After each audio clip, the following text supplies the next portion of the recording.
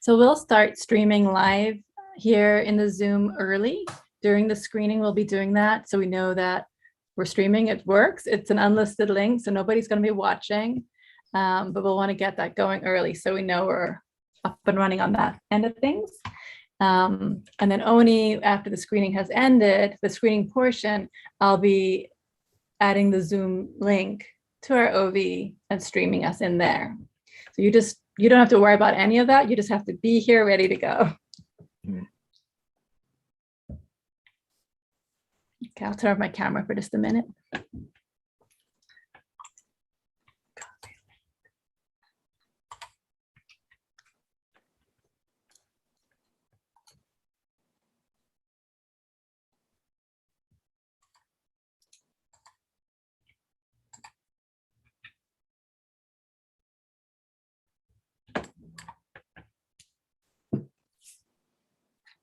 I think at this time, Carla, I'm sharing my screen with the graphic. If we can have all of the panelists and moderator turn off their cameras. And Christina, if you have your chat window open, have that next to your screen so you can see it as we go along. I will just send this note to you.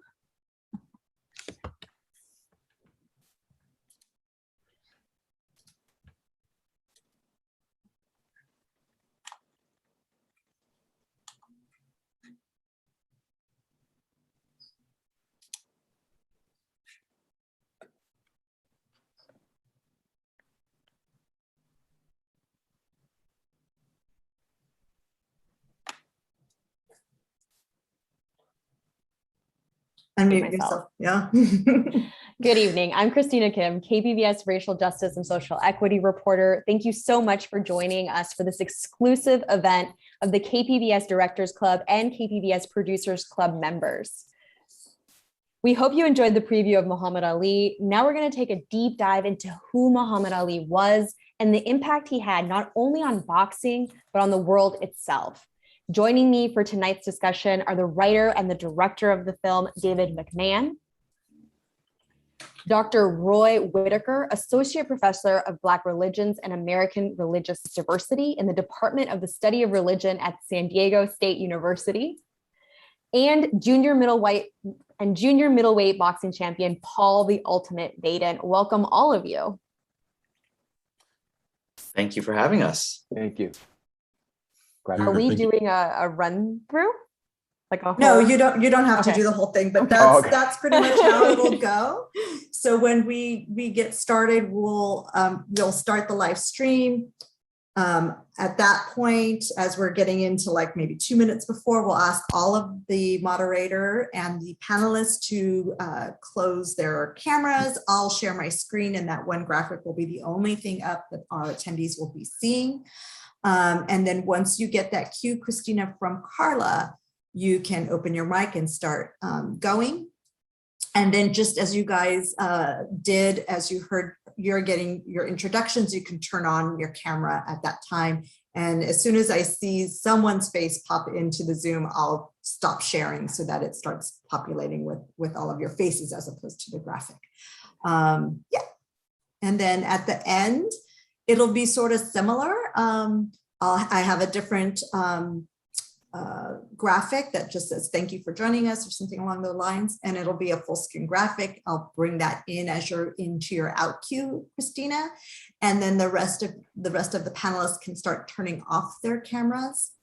And then when you have your final out cue, Christina, you can turn off your mic or turn off your camera. I'll let it go maybe 30, not even 30 seconds, but I'll give it a good that minute or that second. I'll stop the stream, and then we'll be done. Once we know we're clear from the stream and that the stream has ended, at that point, we can return to our, with our cameras back on and with our microphones open, and say just amongst the rest of our working group here, our final goodbyes, once we're done with the streaming. And in case anybody forgets to turn on and off their cameras, I can turn off your camera for you and then invite you to turn it on. I think I did it for a few of you right now. So just a heads up. And then Christina, I can help you keep time. So I can kind of let you know like how much time is left in the discussion, if that's helpful to you. If you find it more distracting to have people constantly in your chat box, I'll refrain from that and trust that you'll be kind of keeping an eye on the time as well. Okay, time is fine. Okay, great. Maybe like not all, I mean, if like at the like 15 minutes or halfway in or. I usually do like a 5-minute, 3-minute, last question. Cool. I won't count you out. Okay. The only, and I apologize for not turning on my camera or my audio. That was the one thing, because I have multiple screens up. So I'm just trying to figure out right now how I can see the chat, the Zoom, and my script, but Yeah.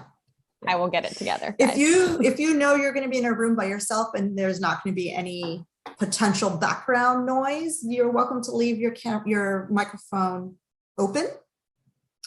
Even though your camera might be off, that way it'll be one less thing for you to kind of remember to do when you start.